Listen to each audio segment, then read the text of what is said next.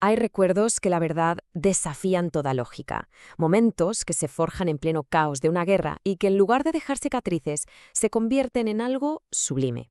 Pues bien, en este análisis vamos a sumergirnos en la historia de un soldado cubano en Angola y en su increíblemente sorprendente forma de recordar una guerra que se luchó muy, muy lejos de casa. Algo muy sublime. A ver, no es la descripción que uno se imagina al pensar en un conflicto armado, ¿verdad? Pero estas son las palabras exactas de un veterano cubano sobre su misión. La pregunta es inevitable: ¿cómo puede una guerra llegar a ser sublime? Para entenderlo, tenemos que viajar un poco en el tiempo, a una época en la que el mapa del mundo estaba cambiando a una velocidad de vértigo. Para comprender por qué este soldado acabó en Angola, primero tenemos que mirar al detonante geopolítico que lo puso todo en marcha. Y es curioso, porque todo empieza no en África, ni en el Caribe, sino en el corazón de Europa. Fijaos qué rápido pasó todo, en apenas 2 años. En el 74, la Revolución de los Claveles en Portugal desmonta uno de los últimos imperios coloniales. Para el 75, Angola ya es independiente, pero claro, cae de inmediato en una guerra civil. Y es en ese vacío de poder cuando el nuevo gobierno angoleño pide ayuda a Cuba, que responde iniciando su intervención en 1976. La respuesta de Cuba fue una operación militar a gran escala y bastante secreta, que tenía un nombre en clave: Operación Carlota. Y fue dentro de este enorme despliegue donde nuestro soldado protagonista encontraría su sitio, con un papel muy, muy específico. La Operación Carlota fue, en resumen, el envío de miles de soldados cubanos para apoyar a una de las facciones de la guerra angoleña, el MPLA. Y el soldado de nuestra historia era parte de ese contingente inicial, un especialista enviado a un conflicto a miles de kilómetros de su casa. Ahora es cuando su historia personal toma forma. No era un soldado raso, para nada. Era un especialista con un perfil que, digamos, valía por dos. Su principal especialidad eran los blindados. Se había formado con tanques T-55, pero sobre el terreno, allí en la zona de Cashinga, estuvo al mando de los legendarios T-34. Pero ojo, que tenía otra habilidad que resultaría ser crucial más adelante. También era técnico de audio. Y su compromiso no fue cosa de un par de meses, no. Estuvo allí un año entero, 365 días metido de lleno en una guerra en un país extranjero.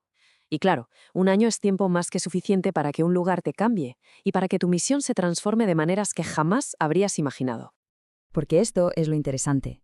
Una vez que la fase más dura del combate inicial pasó, su papel dio un giro de 180 grados. Dejó de ser solo un combatiente en el frente para asumir una nueva misión: ayudar a construir los cimientos de esa nueva nación, desde un aula. Su viaje personal lo llevó del campo de batalla a la pizarra. Después de la experiencia en combate con los tanques, lo reasignaron como instructor. Su nuevo objetivo ya no era destruir, sino construir. Enseñar artillería a la primerísima generación de oficiales del propio ejército angoleño.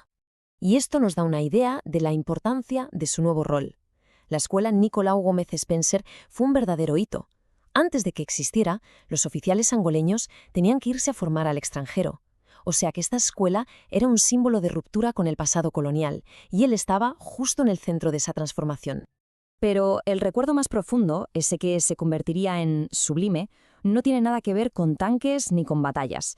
Tiene que ver con un momento único, un instante en el que su otra especialidad, la de técnico de audio, se cruzó con la historia, con mayúsculas. El escenario: la ceremonia de graduación de esa primera promoción de oficiales. Imaginemos la escena. Un evento de una importancia nacional tremenda, presidido por el primer presidente de Angola, Agostinho Neto. El ambiente tenía que ser eléctrico, un auténtico momento fundacional para el país. Y aquí es donde todo encaja. Su papel en ese día histórico no fue como tanquista, sino como especialista en audio. Fue él, personalmente, quien tuvo la responsabilidad de grabar y retransmitir el discurso del presidente Neto. Y no solo para Angola, sino para buena parte de África.